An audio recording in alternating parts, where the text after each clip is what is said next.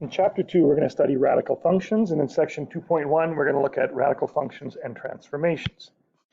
Let's examine the function y equals root x. Well, before we do that, let's look at the graph of the function underneath the root sign, which is y equals x. Now, if we were to graph y equals x, we all know we're going to get a linear function. That's going to look something like this, okay? Now, to graph y equals root x, basically what we're doing is we're taking all of our y coordinates on the graph y equals x, and we're taking the square root of them, okay? So if I zoom in on the blue graph, any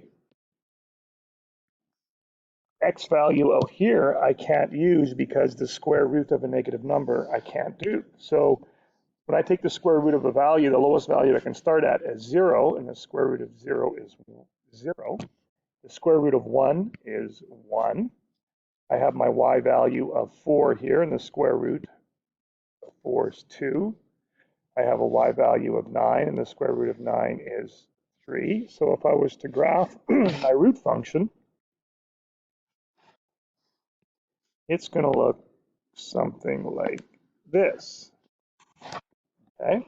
Now, a couple things I want you to keep in mind, and I'm going to just throw a couple questions out at you. What if we took the square root of 1/9? Well, the square root of 1/9 we know is 1/3. The square root of a quarter, we know that that works out to be 1/2. The square root of 1 is 1. The square root of 4 is 2.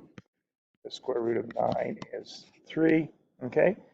Let's take a look at these values and compare them to the numbers under the root sign. Notice that if I have a fraction, like 1/9 or 1/4, and I take the square root is actually bigger than the number that's under the root sign. And if I have the number 1, and I take the square root of 1, I get 1. And anything bigger than 1, when I square root it, the square root is less than the original number under the root sign. So that is why when you look at the graph of root x, which is the red graph here, between y equals 0 and y equals 1, note that the red graph is above the graph of the blue graph, which is the line, the function under the root sign. The point where y is 1, which is the point 1, 1, is an invariant point. It's actually on both the function and on the root. And after my y values are bigger than 1, notice that the red graph, the root function, lies below the graph of the linear function, y equals root x.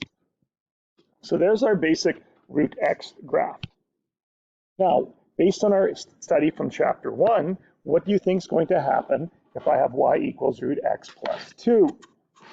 Well, again, if we did it through a table of values, and again, lots of you guys are probably at the point now that you could do this without your table of values, but again, let's just take 4 key points for root x, 0, 0, 1, 1, 4, 2, and 9, 3. Okay, so if I graph my base function root x, I'm going to have 0, 0, 1, 1, 4, 2, 9, 3. My graph is going to look something like this. Okay. Now, if you notice in this equation, y equals root x plus 2, I have a k value of 2. So my mapping notation, xy, is going to change to x, comma, y plus 2, because I have to add k to it. So my new table of values, my x values are not going to change, and my k values, or my y values, I'm just adding 2.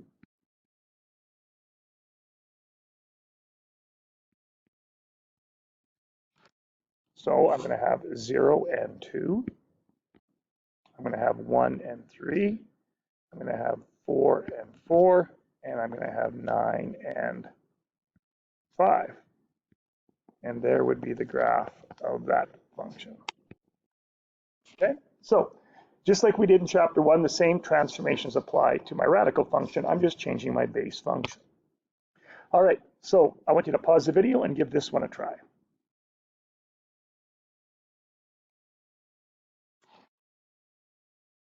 Okay, hopefully you've had a chance to try this. Okay, so again, our base function, root x,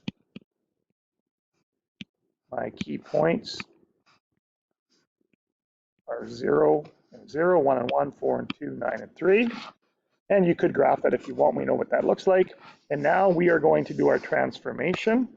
So our transformation xy, so my xy coordinates from my original table, and in this case, h is -5. So it's going to be x minus 5, and my y coordinates are not changing. So the red is going to be my transform, so my y coordinates do not change, but my x coordinates do. So 0 minus -5, 1 minus -5, 4 minus -5, and 9 minus 5. So -5 and 0, -4 and 1, -1 and 2, and 4 and 3. So you notice there is the graph of my transform function. Now the domain are my x values that are allowed in this graph. So my domain for this graph is all my x values are greater than or equal to -5. And my range, which is my y values, is y is greater than or equal to 0. All right. Now let's take a look at the transformations here and see if we can apply all of the transformations to this function. So again, my base function is y equals root x. So again, I'm going to start with my 4 points for y equals root x, 0, 0, 1, 1, 4, 2, and 9, 3. And we're going to identify A, B, H, and K and go through the mapping notation and generate a new table and plot the points. So in this particular equation, we know that A is 3, B is -1, and H is 1. So doing my mapping notation, it's going to be x over b plus h, so it's going to be -x. And it's going to be, -x, sorry, plus 1, because h is 1. So I'm just following this part here, x over b plus h. And ay plus k is just going to be 3 times y. So the blue table of values is going to be the table of values for my transform graph. So I have to take all of these points and plug them into here to get my new x coordinates. So 0 times -1 plus 1 is going to be a value of 1. -1 plus 1 is going to be 0. -4 plus 1 is -3. And -9 plus 1 is -8. Now for my y values, I'm going to take those and times them all by 3. So 3 times 0 is 0, 3 times 1 is 3, 3 times 2 is 6, 3 times 3 is 9. So now my graph is going to be 1, 0, 0 and 3, -3 and 6, and -8 and +9, which takes me to right there. And so now this graph is going to go this way. Okay, so my domain and range for this graph, well, the domain is going to be all values less than or equal to +1. And my range is still going to be all my y values greater than or equal to 0. And how does that compare to the domain of my original graph? Well, again, if we go back to the very beginning, the domain for my red graph here, I'll do this in red. So for root x, my domain is x is greater than or equal to 0. Range is also y is greater than or equal to 0. So there was a change in the domain and range, or especially in the domain for this graph. Okay, I want you to pause the video and I want you to try this question. Okay, hopefully you've had a chance to try this one. And again, if we identify our base graph again, x and y. Again, if you want to graph that, you can. You don't have to. Now let's look at the transformations. Well, a is -2. H is -3. k is going to be -1, and b, since it's not showing up, let's assume that b is just 1. So my mapping notation, again, is going to be x over b. So x over 1 is just x minus 3. And ay will be -2y minus 1. So again, I'll make a new table of values. So all of my x coordinates, when I plug them in here, I have to subtract 3 from all of them. So -3, -2, 1, 6. All of my y coordinates, when I plug them in here, I have to times by -2 and subtract 1.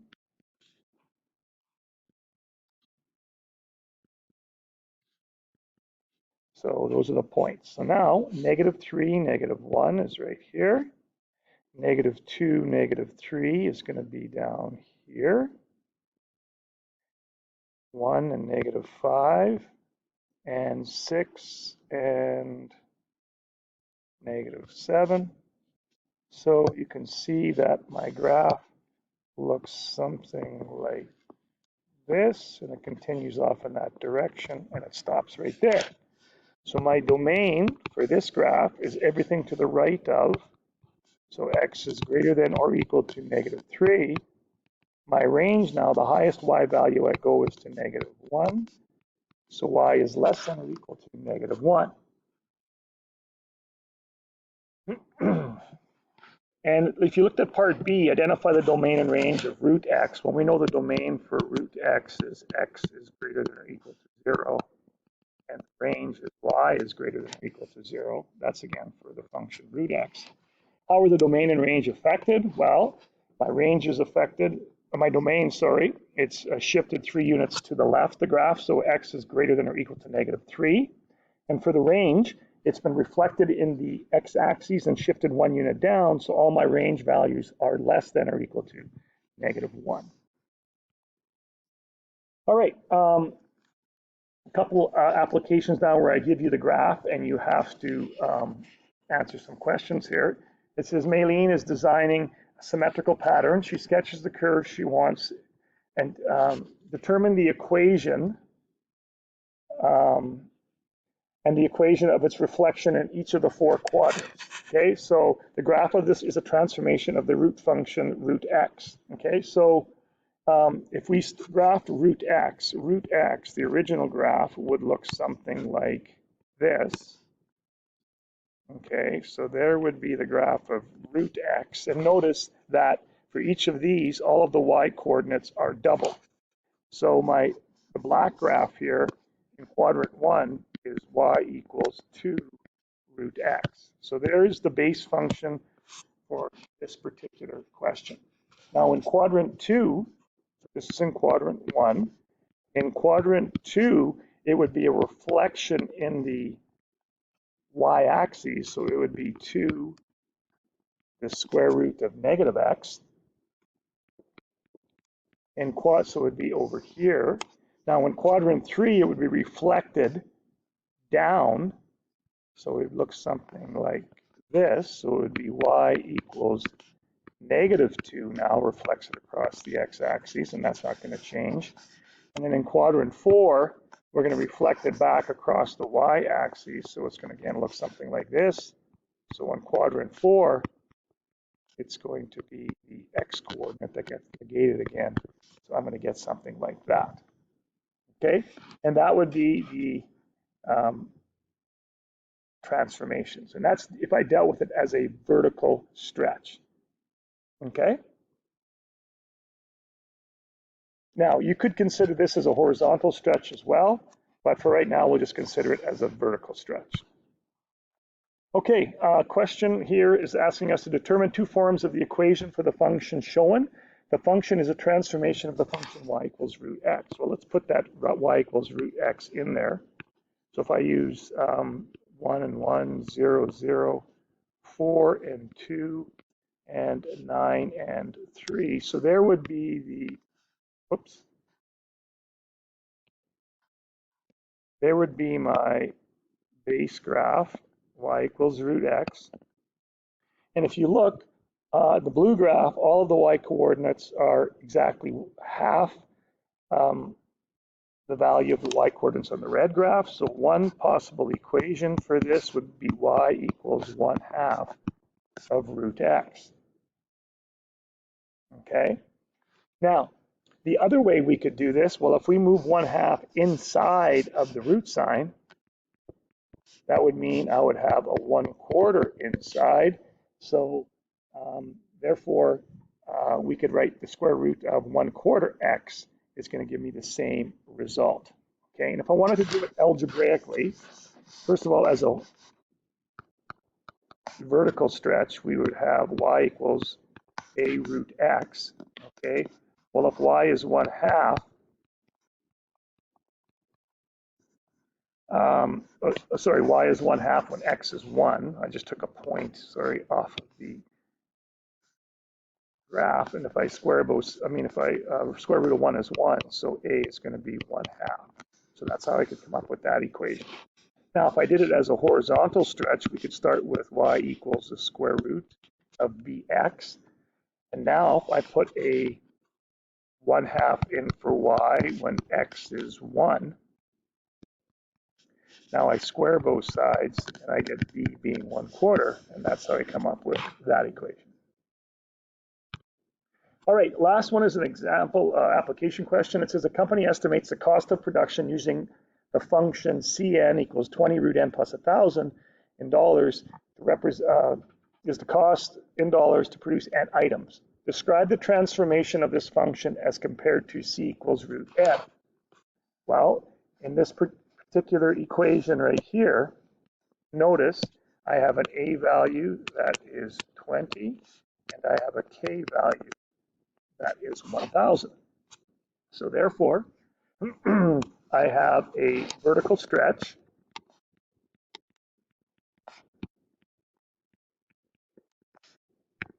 by a factor of 20, and my graph or my function is shifted up 1,000 units because K equals 1,000. Now, it wants us to graph this using technology. Okay, well, if we go to our Desmos, okay, and I'll try to fit this in on the screen here if I can. Well, I'll just punch in the equation, okay? So the equation was y equals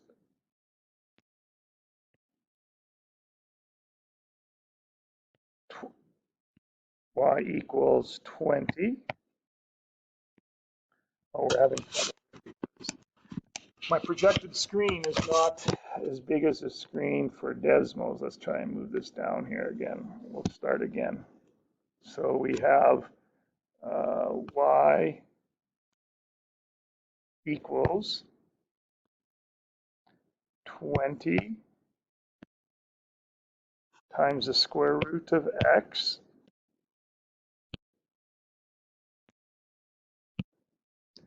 and then I'm adding 1,000. Okay, so there's my graph, and if I was to zoom out on this graph, you would see there's what the graph looks like. So it starts at the point 0, 1,000, and it looks like a root function that has been projected, or that's been drawn. So my graph looks something like this. To do a quick sketch, I'll do the graph in red. So this point right here is at 0 and 1,000, and then my graph is going to go up like that, okay? Interpret the domain and range in the context of the problem. Well, in part C, my domain is n, which is going to be my x-axis, and this is C. Domain is n is greater than or equal to 0, because you can't produce negative items, so n has to be greater than or equal to 0, and the range is going to be my cost is greater than or equal to 1,000, which means it's going to cost me $1,000 just to set up my company to start producing the objects that I'm producing, and my cost is going to be, the slowest cost I can have is $1,000. Okay?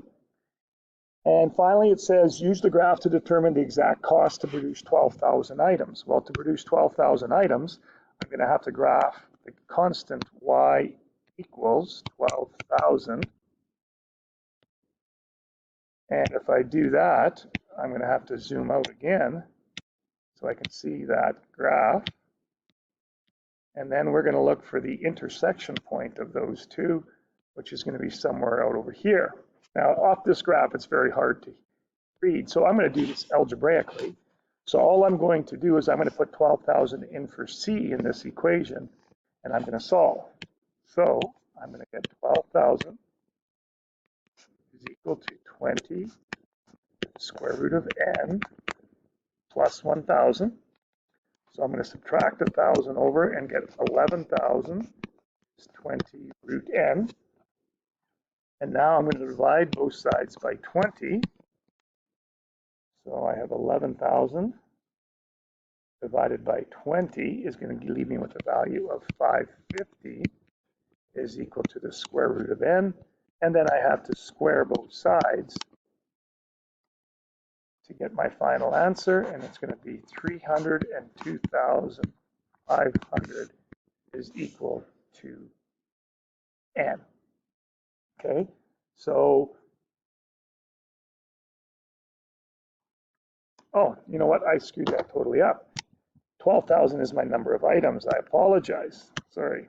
I need to put 12,000 in for n. Okay, so C of 12,000 is going to equal 20 times the square root of 12,000 plus 1,000. Sorry about that. Just kind of a little bit of a brain cramp. So the square root of 12,000 times 20 plus 1,000 is going to be in the cost to produce 12,000 items. It's going to be $3,190.89. That makes a little more sense. All right, so that pretty much concludes section 2.1. So there is the information, again, some good key ideas that we talked about throughout the chapter. Okay, and there is your assignment. So page 72 of our textbook, you can try those and see how you make out.